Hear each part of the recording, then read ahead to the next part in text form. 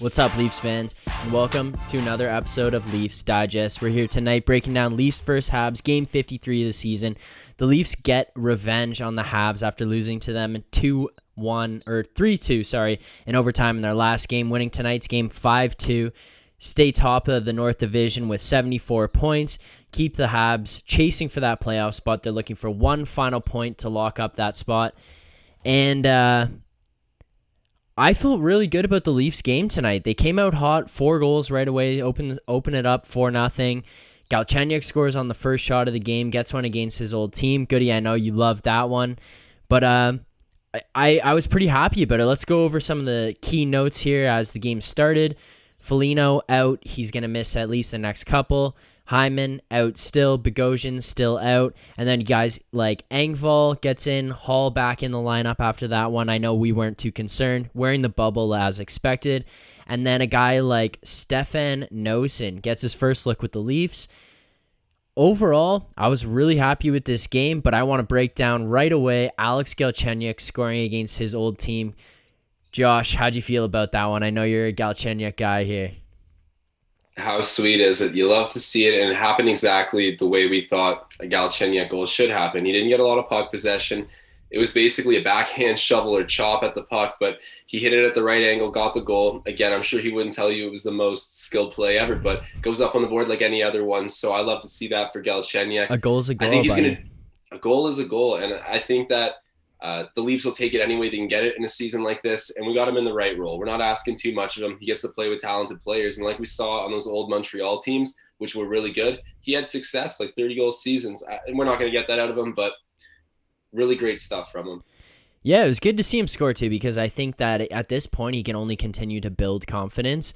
He's getting looks with a team that's poised to have success come down into the playoffs here. He's getting on with good lines, playing with good players, and he's being put in the right situation and given an opportunity to succeed.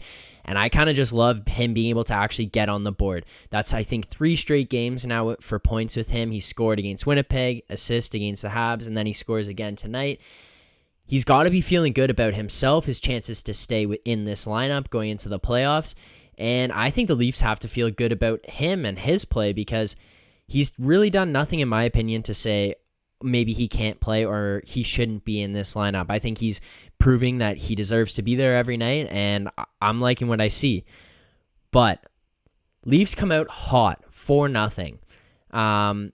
They kind of were just taking it to the Habs right away, and I think this is the kind of stuff that you really need to see from the Leafs, because it was a statement, in my opinion. It wasn't just, here's another game, we want to win it. It was a big FU to the Habs of, we let that one slip the other night. That should never have happened. It's almost an apology to Jack Campbell, because you give them a tough situation late and then they lose in overtime, which is never the way you want to go down. But it was just a battle back from the beginning, and the Leafs just seemed in control right from the puck drop. As I mentioned, Galchenyuk scores on the first shot of the game, and then the Leafs were relentless from that point on. The forechecking, the neutral zone pressure, the turnovers they were causing, the Habs could never really seem to get anything going.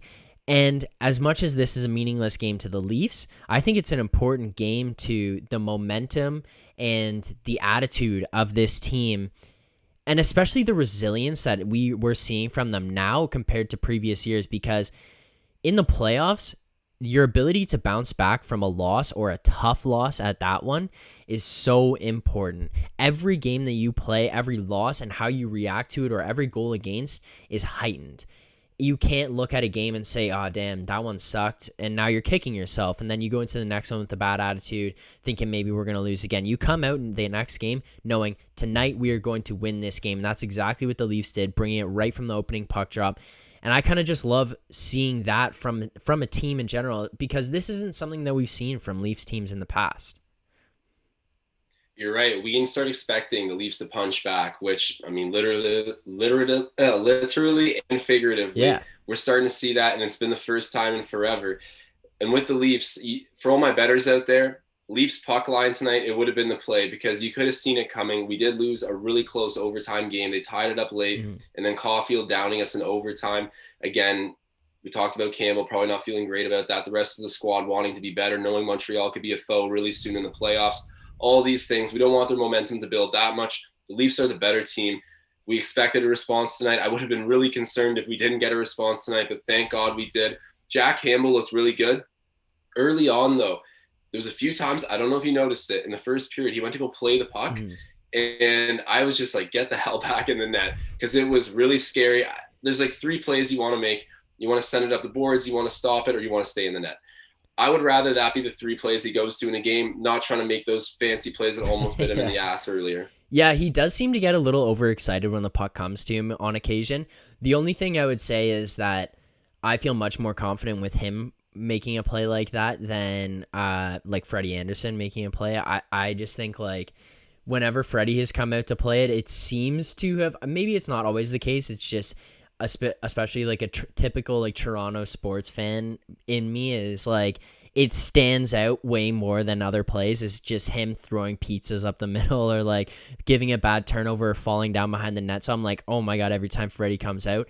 So I feel more confident with Campbell coming and playing the puck like that. But I do agree. I think he needs to just kind of reel it in a little bit and maybe make the safe play or the smarter decision in that instance and just move it to the safe area or freeze the puck and just play it safe, because I'd rather have a face-off in our corner than a face-off at center ice because of a goal against.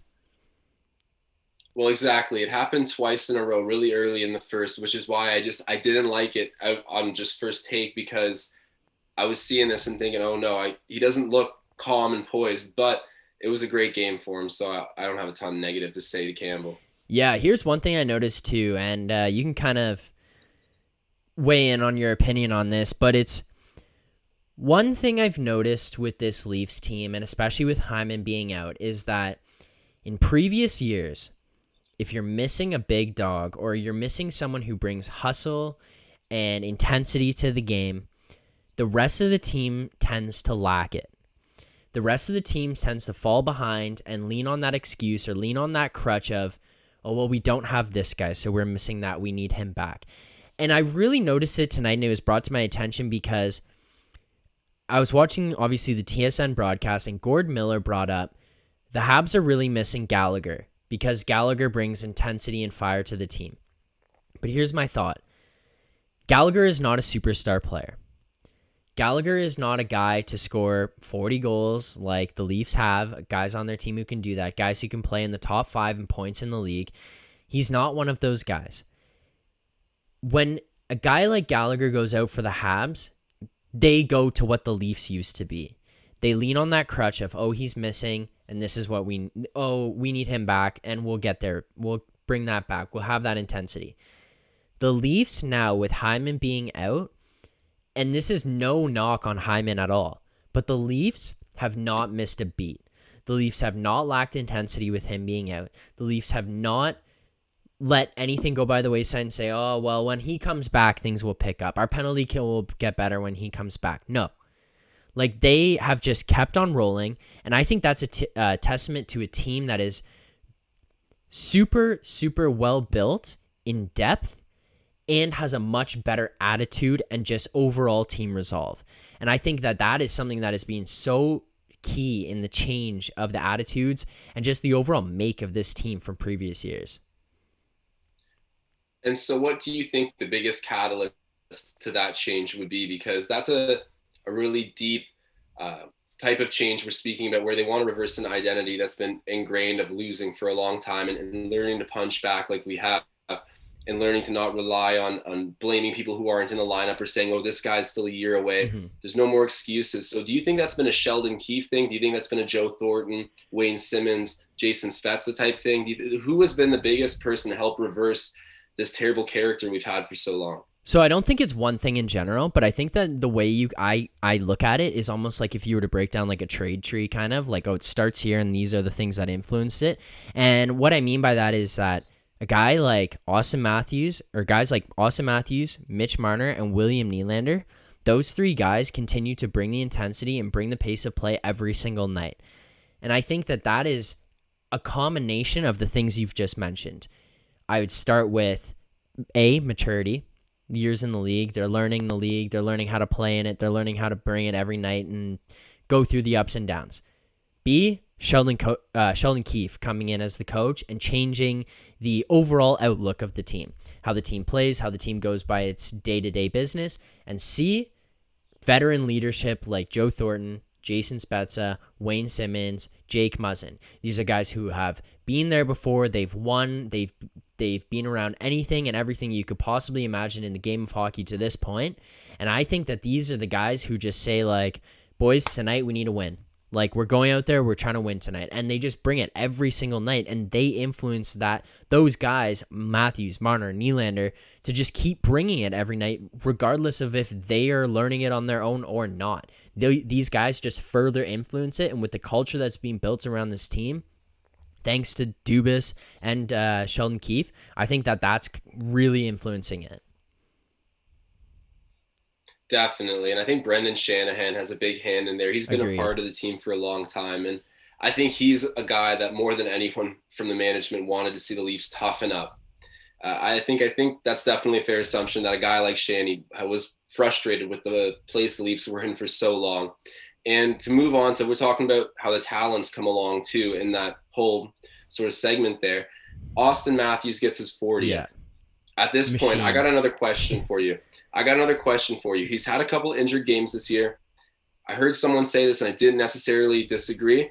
We should sit him until the playoffs. He's got 40 to play for 41 or 42 and risk being hurt. He's got the milestone, and he's had a couple injuries this season, nothing too crazy, but he's missed time. We're not even going for an Ironman streak here either. I think it would be good to pull the plug on the next few games until we get into the playoffs. Yeah, you know what?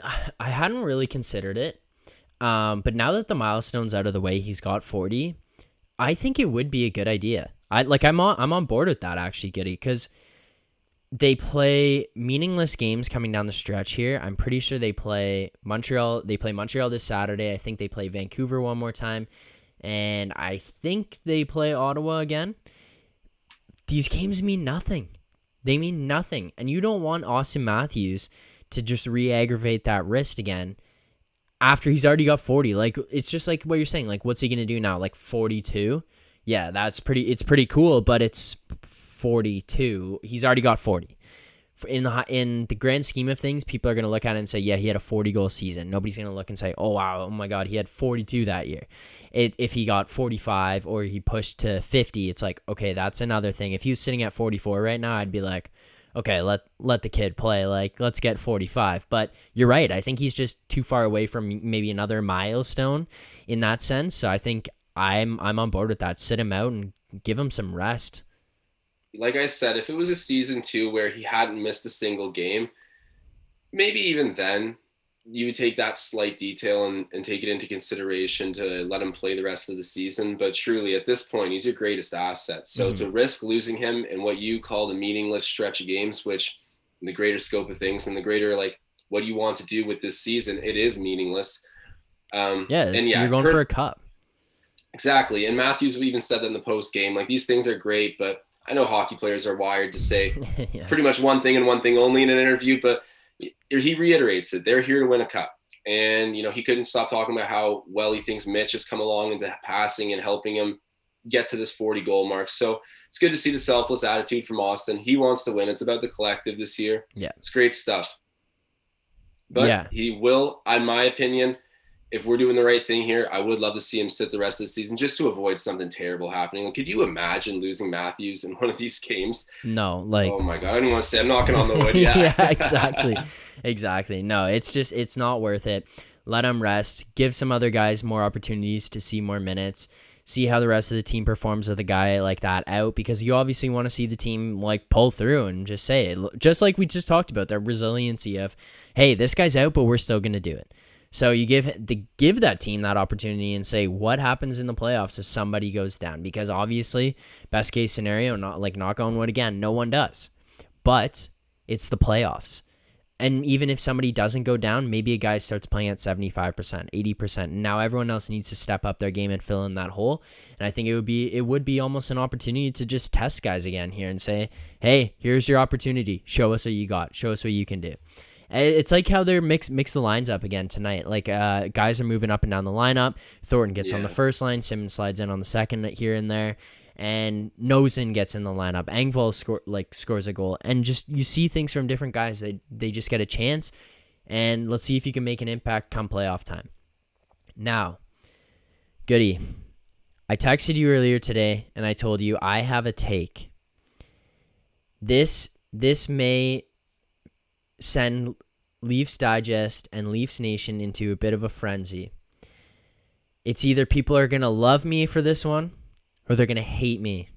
Is it a hotter take than Cale Makar and Sandin being player comparables?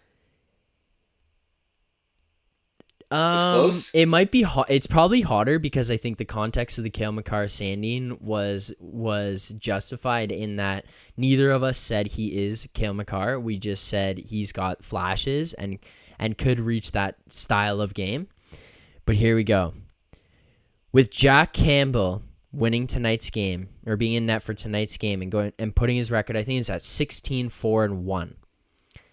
Freddie Andersen also played today for the Toronto Marlies.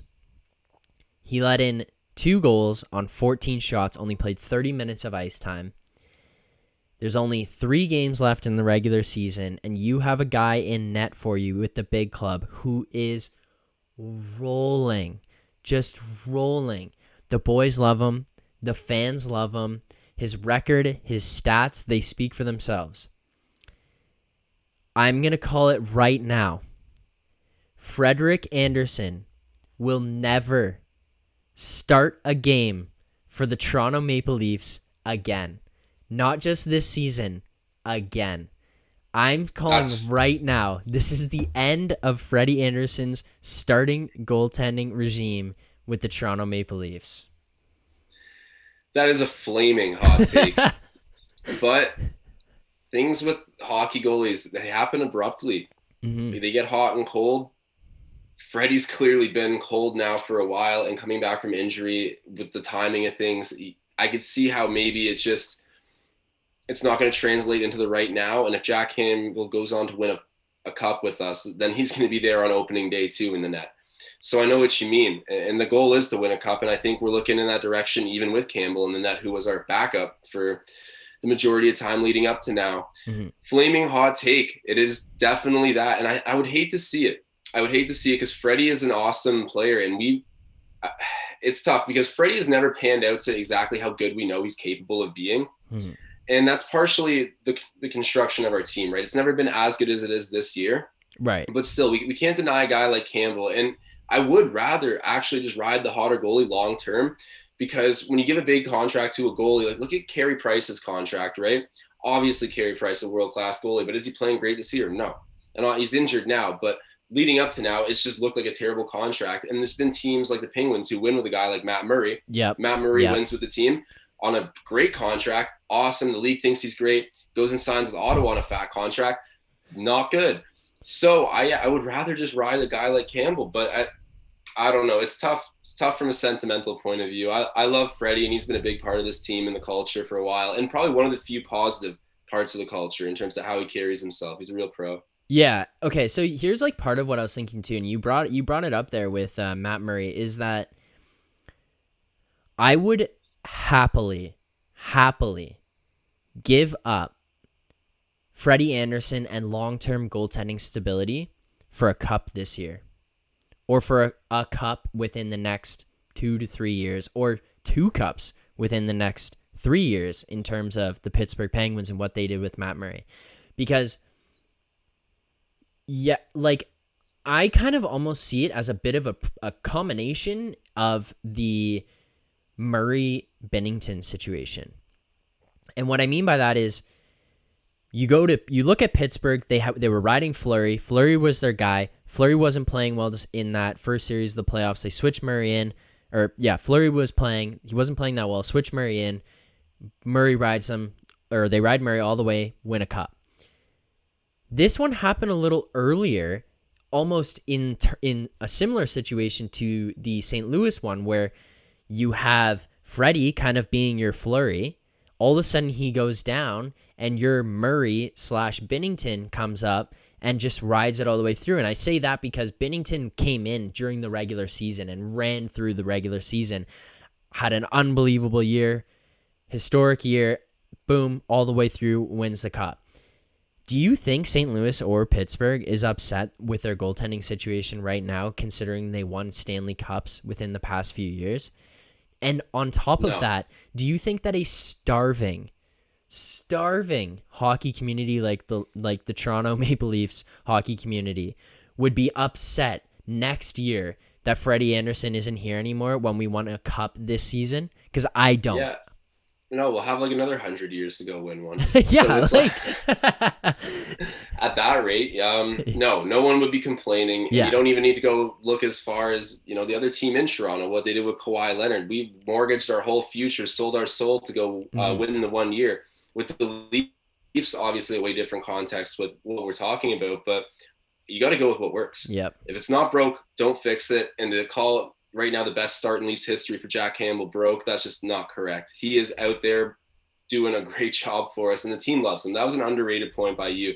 He is a great guy to fill the culture shoes of Freddie too. I didn't think anyone could come in there and do it the way Campbell's doing. He's won over his whole team. And Freddie was like Mr. Nice Guy. He took in the team rookies, clearly really loved him too. Yeah, 100%. So it's good to see a guy who can come in and be just as sort of loved by the city. Yeah, the team seems to be embracing Campbell. The fans are embracing Campbell. The coaching staff is obviously loving what they're seeing from him. You throw in a guy there who's able to go on this run like this, best start in Leafs history. And the Leafs seem to be riding just an unbelievable season so far. Great goaltending. You've got probably the best goal scorer. I'm going to say not even just probably. He is the best goal scorer in the NHL as of right now. He's earned that trophy from Alex Ovechkin. I think he's just taken that crown outright. It's his now. Auston Matthews, the best goal scorer in the NHL. 40 goals this season. He scores his 40th tonight. Just a beautiful shot. Its shot is insane. It's ridiculous, but that's just a whole other thing. Leafs take this one 5-2. Stay on top of the North Division again, 74 points. Habs continue to chase that final playoff spot. They're holding it right now, but they need 1 point to clinch.